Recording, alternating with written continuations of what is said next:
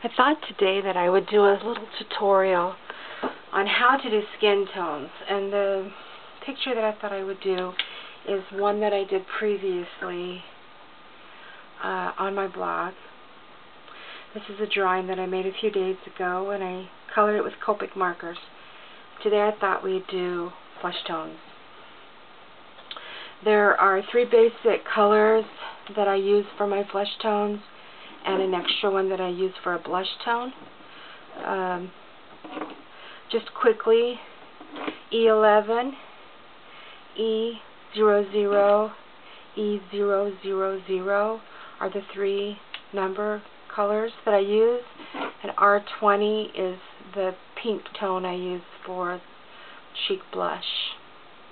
I'm going to try to go through this rather quickly.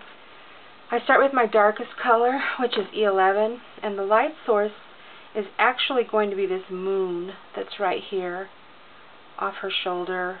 And so thinking of light coming down this way, I want most of my deep shadows to go on the opposite side of her face. Copic markers are really great for blending, but they're also real juicy, generally speaking, and you don't need to push very hard. The ink will just flow right off the tip, so a light touch is better because you can always add more color. And anyway, so I'm going to go around the outside edges, and I want to put color under her face because this is recessive. I'm going to put a little around the hairline because her face recedes behind the sides of her hair. I'm going to come in a little bit here and here because of cheekbones. I'm going to put a little bit in the corners of her eyes for her eye bone, brow bone, and a little under her chin. Above her chin and under her lip.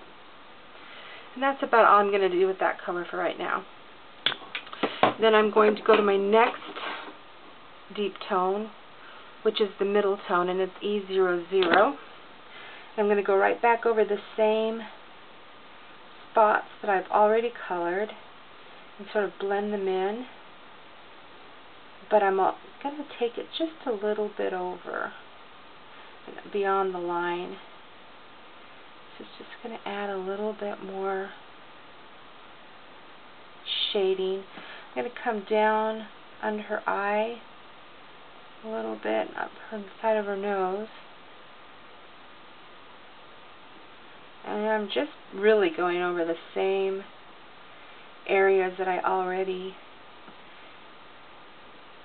were at, keeping in mind again that the light's coming from this side, so I want to be sure that my higher spots on the face are left light. And that's all I'm going to do with that color for now. Then I'm going to go to the lightest color, which is E000. I'm going to go over those same spots again. Just blending, adding a little bit more.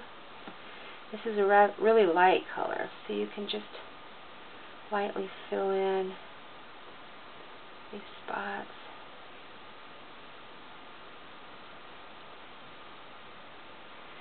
And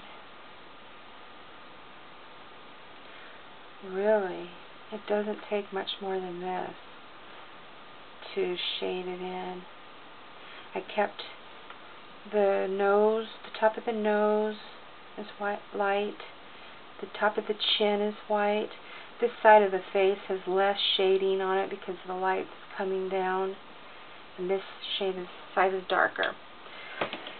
Then I'm going to take the blush tone, and I'm just going to add a little bit, not too much.